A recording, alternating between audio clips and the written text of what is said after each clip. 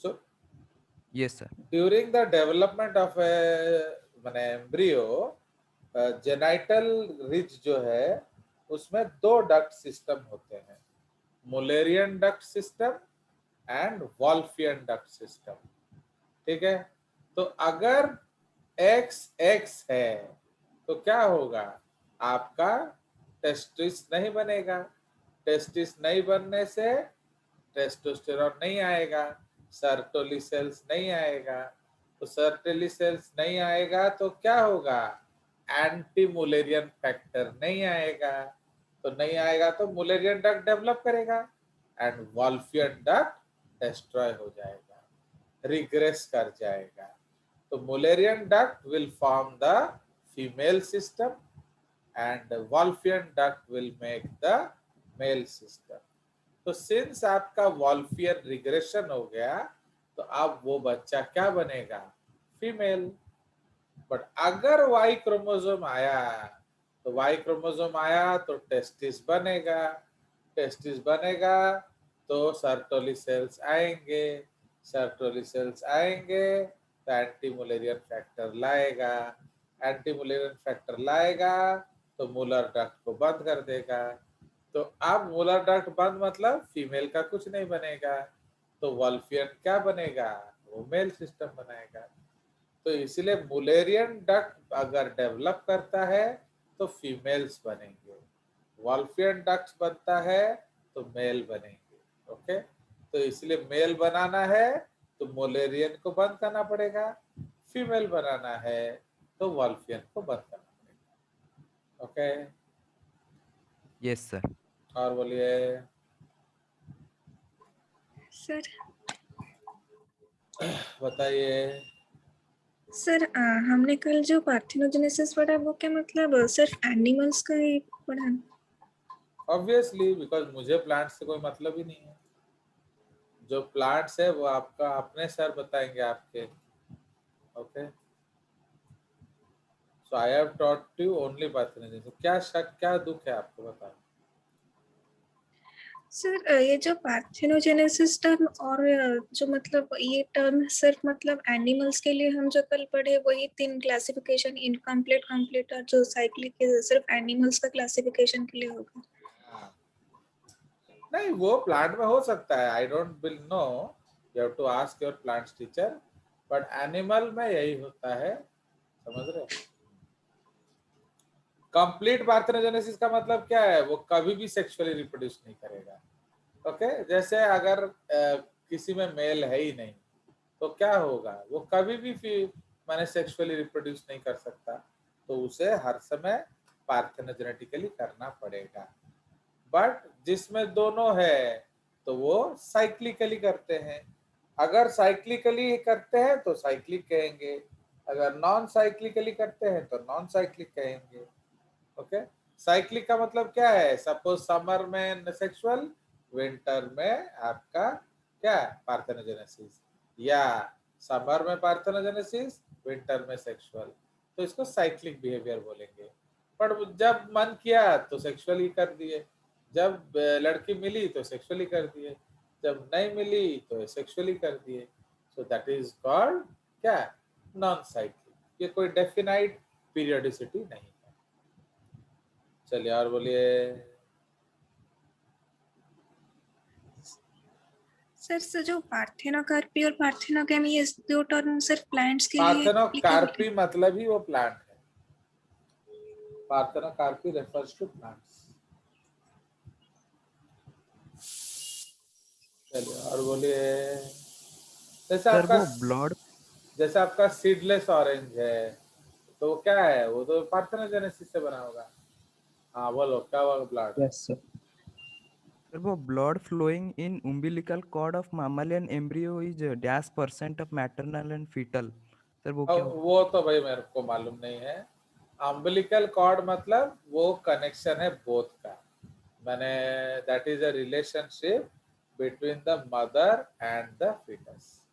तो इसलिए उसमें से कुछ जो जैसा अम्बिलिकल वेन है, तो अम्बिलिकल वेन क्या करेगा, वो आपका ऑक्सीजन रिच ब्लड लेकर मदर से बच्चे में आएगा।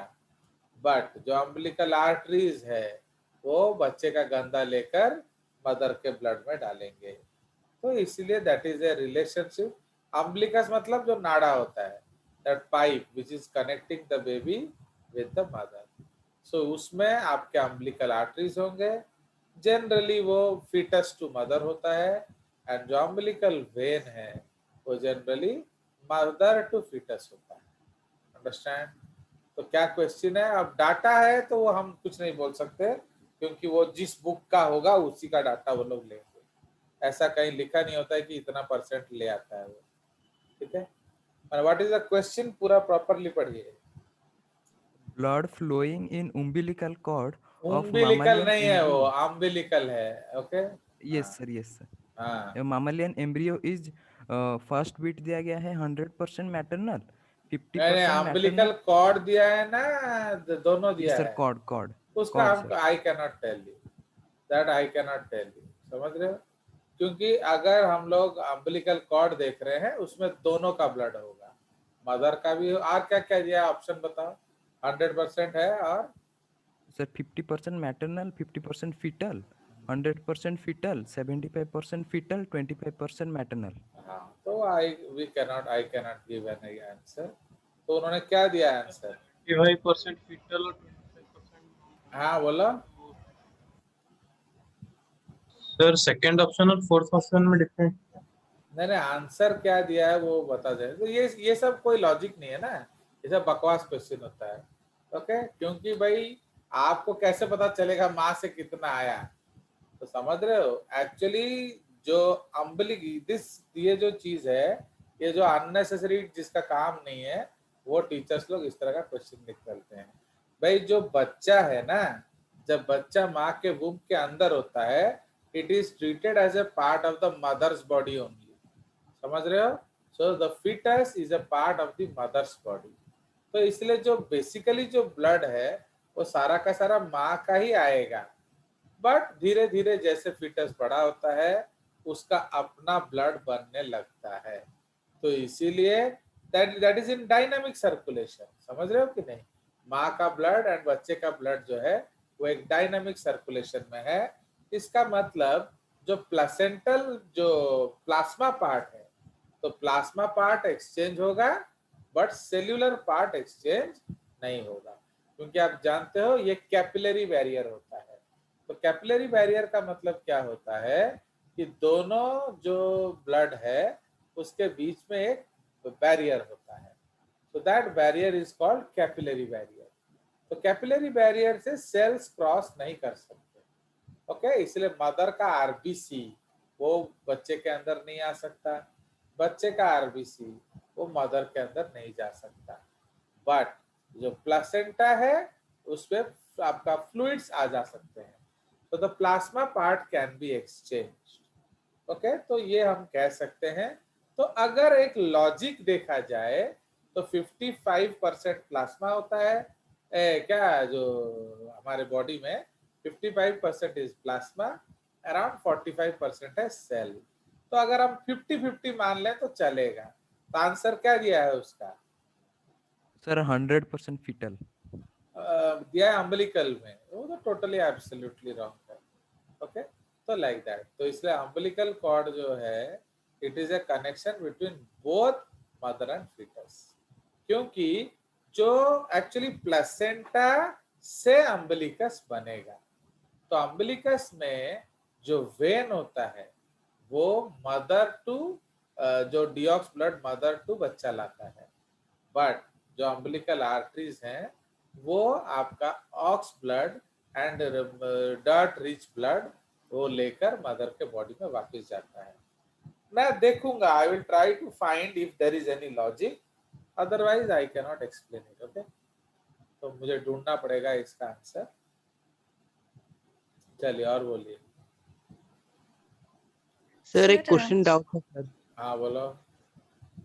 Sir identify the correct statement on inhibin हाँ, is produced from granulosa cells in ovary and inhibits the secretion of LH is produced by nerve. इसका आपको मालूम है ये एफएसएच को इनहिबिट करता है। समझ में आया? तो inhibit actually inhibits FSH. Yes, sir. ठीक है सर। तो अपने आप उसको मिल जाएगा आंसर। चलिए, so now let's go ahead. So that's all, lot of doubts आप लोग पूछिए। ओके, बिकॉज प्रॉब्लम क्या है, you don't have doubt session, तो आपका हमारे बायोलॉजी में आपको क्लास में ही डाउट पूछना पड़ेगा। प्लस कोशिश करिए खुद कर लेंगे, एंड जो डाटा चीजें हैं ना, तो वो जिस बुक से पढ़ते हो उसी बुक का आंसर वैलिड होगा, तो आप देख लेना। अदरवाइज बिकॉज जो जिसमें लॉजिक नहीं है उसमें मैं कोई मदद नहीं कर सकता, क्योंकि मैं I never believe in ghosting data. फिर भी मैं अम्बिलिकस के बारे में एक बार देख लूंगा, अगर ऐसा कुछ है तो मैं आपको बता दूंगा, ठीक है। चलिए, तो आज के डेट पे हम लोग एम्ब्रियोनिक डेवलपमेंट स्टार्ट करेंगे। एम्ब्रियोनिक डेवलपमेंट जो सिंस आप लोगों ने बताया नहीं, तो we will go into NCERT based, okay. तो इसलिए जो लाइंस ऑफ एनसीईआरटी को ही हम डिस्कस करेंगे। चलिए, सो इसीलिए तो आप जो पहला स्टेप है that is called fertilization. Actually fertilization से पहले हमें इंटरकोर्स डिस्कस करना चाहिए, okay, that is called sexual intercourse, या इसको हम लोग कॉप्युलेशन बोल सकते हैं, जो बढ़ाता है पॉपुलेशन, या उसको हम कॉयटस बोल सकते हैं, ठीक है। तो now so this is the concept. तो नाउ व्हाट इज दिस, तो लिखिए, तो when both the male and female partner are interested and willing, okay, जब दोनों का मन करे, ओके, तो क्या करेंगे, तो वो आगे सोच सकते हैं।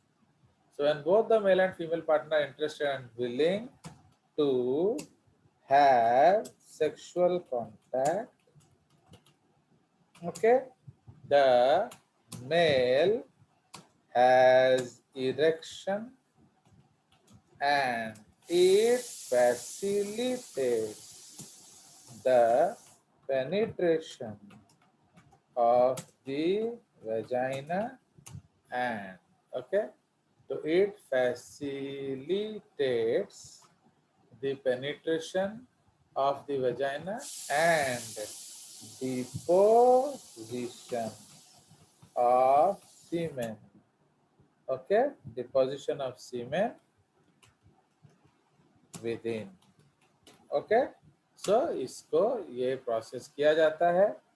नाउ तो इसमें तो इसीलिए हम लोग क्या करेंगे, तो during copulation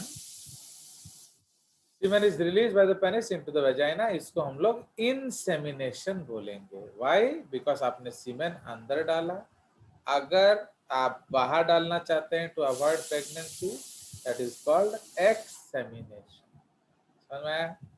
Now the motile sperms rapidly pass through the cervix.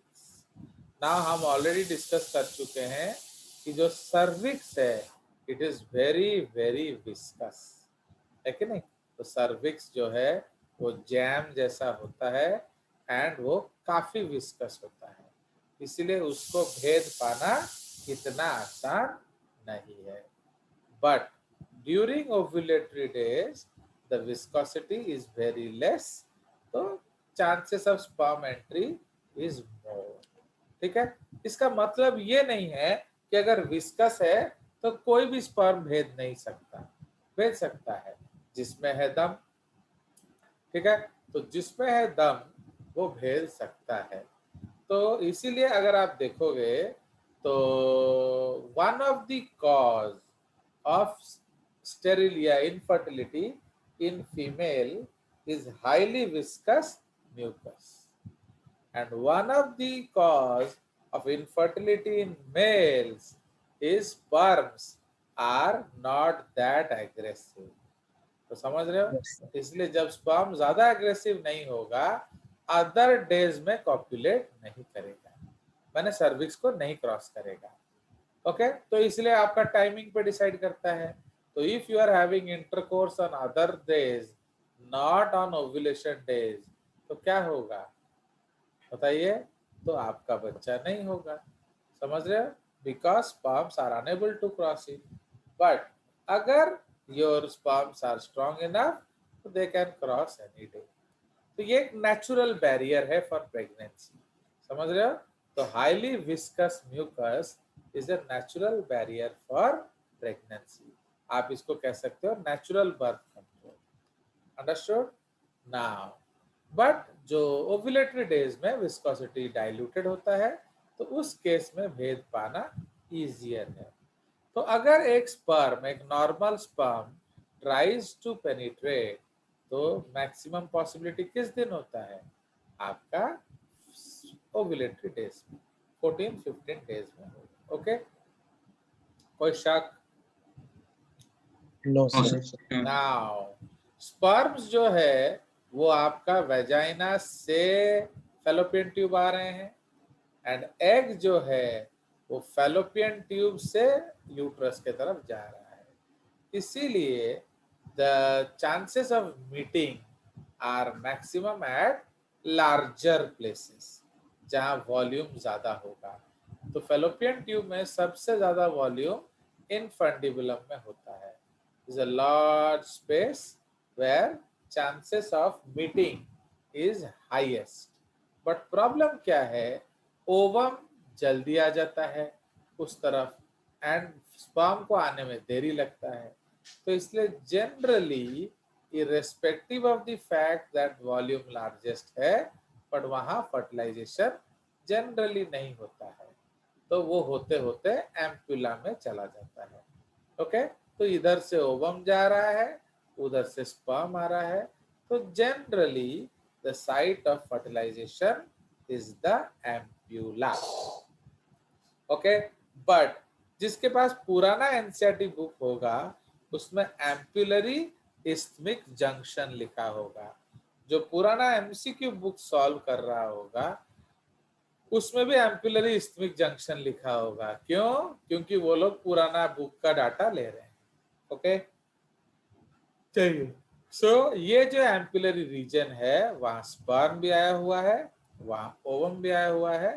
So now they try to fertilize. तो इसीलिए fertilization can only occur if both are transmitted simultaneously. The process of fusion of sperm with ovum is called fertilization. तो sperm comes in contact with the zona pellucida. देख रहे हो, ये corona खा गए. तो इसीलिए ड्यूरिंग फर्टिलाइजेशन स्पर्म एक्चुअली क्या होगा? पहले हम लोग लिख लेते हैं corona with the corona radiata, उसके बाद आएगा zona pellucida, and then it will come in contact with the membrane. ठीक है, तो जैसे ही egg membrane, that is called the oolemma. Okay, तो oolemma के साथ जैसे कांटेक्ट में आएगा वो पॉलीस्पर्मी को प्रिवेंट करने का कोशिश करेगा.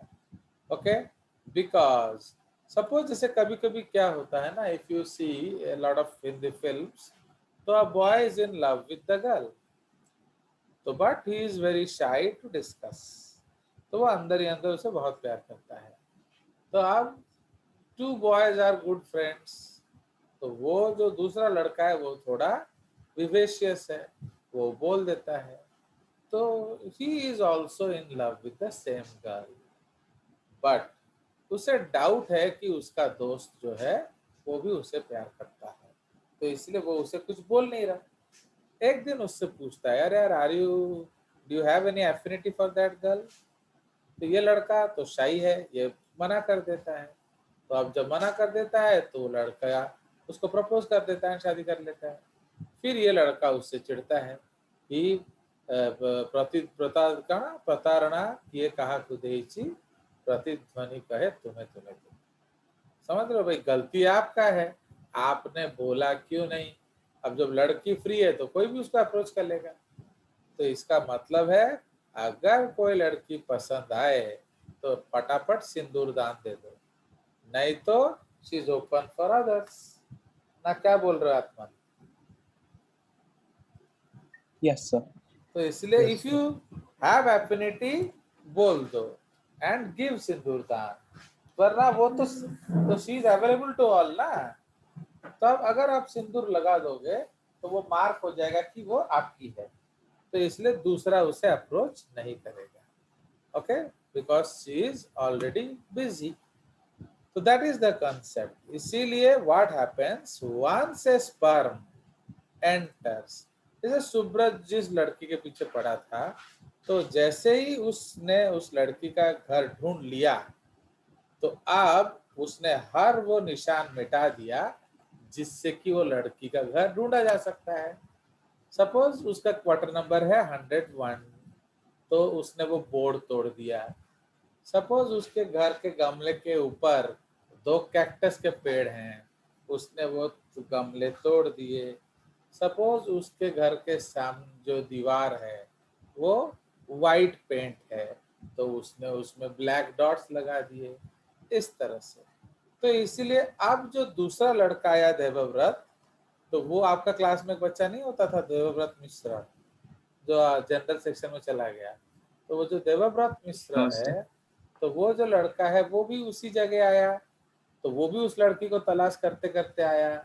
तो वो बाउंड्री वॉल देखा वाइट, तो उसे लगा कि ये वही घर है, बट वहाँ ब्लैक डॉट्स था, तो उसे शक हुआ. बाउंड्री के ऊपर उसको गमले चाहिए थे, कौन से, कैक्टस वाले, तो देखा तो वहाँ कैक्टस वाले गमले नहीं हैं. फिर क्वार्टर नंबर देखा तो 101 होना चाहिए था, तो वहां भी वो ऐसा कुछ नहीं लिखा है. तो उसे क्या लगा देवव्रत को, शायद ये कोई और लड़की का घर है, कोई शक. So that is why Subrat No, was sir. successful to avoid the what approach of Devabrat. तो ना वो लड़की उसकी हो गई. तो समझ रहे हो कि नहीं? तो जस्ट लाइक दैट. तो जैसे एक स्पर्म अंदर घुस जाएगा, उसे इंड्यूस करना पड़ेगा कि दूसरे और कोई स्पर्म्स अंदर ना आ पाए. Okay, so this is called prevention to polyspermy. कोई शक? चलिए, Yes, sir. तो दिस इज अ कंसेप्ट. तो इसलिए अब जब ओवम आएगा, तो ओवम को भेदने के लिए स्पर्म के पास कौन सा अस्त्र है, एक्रोसोम. Sir, एक्रोसोम के अंदर क्या है, स्पर्म लाइजेंस. बोलते रहिए, बोलिए. सर किसके साथ कांटेक्ट में आने से मतलब पॉलीसेमिक्स प्रिवेंट होगा सर?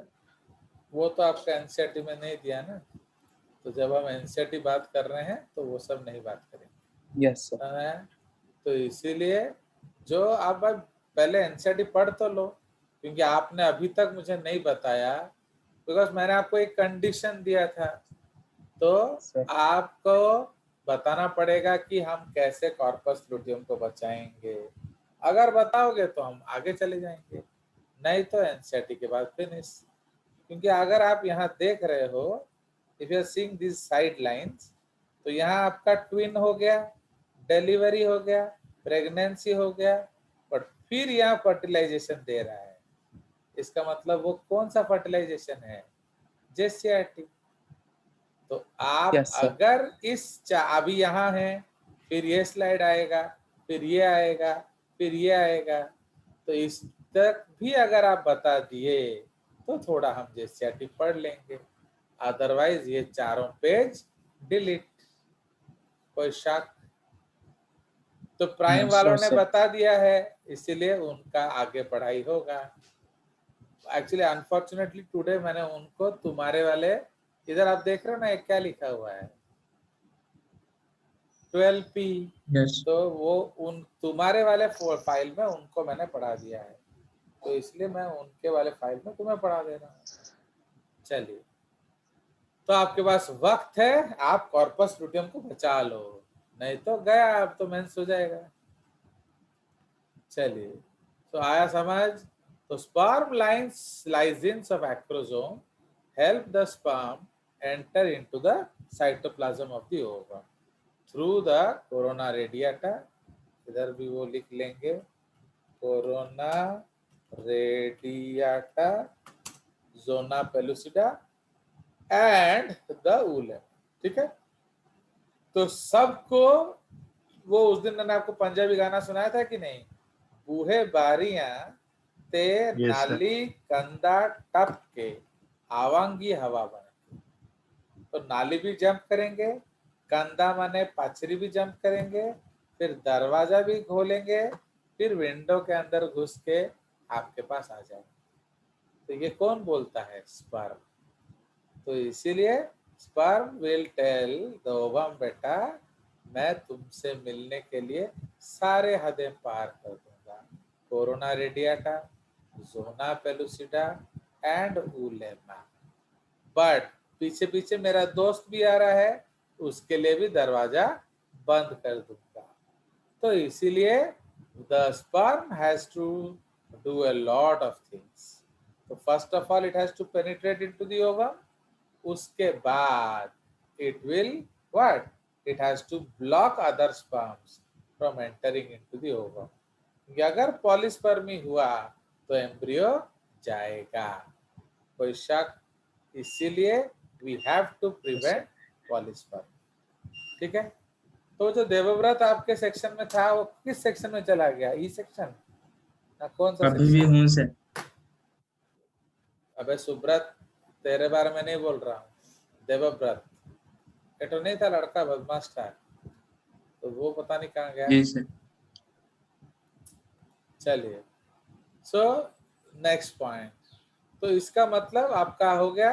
तो दिस इंड्यूसेस, तो आप देखिए, आप जैसे ही स्पर्म अंदर आया तो आप क्या जानते हैं कि ओवम सो रहा है।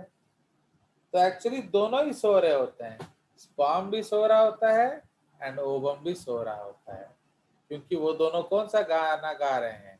सो गया ये जहां, सो गया रास्ता, सो गई है सारी मंजिलें, सो गया है रास्ता। टाउ टाउ, समझ रहे हो? तो ओवम भी सो रहा है एंड स्पर्म भी सो रहा है। सडनली क्या किया आप लोगों ने?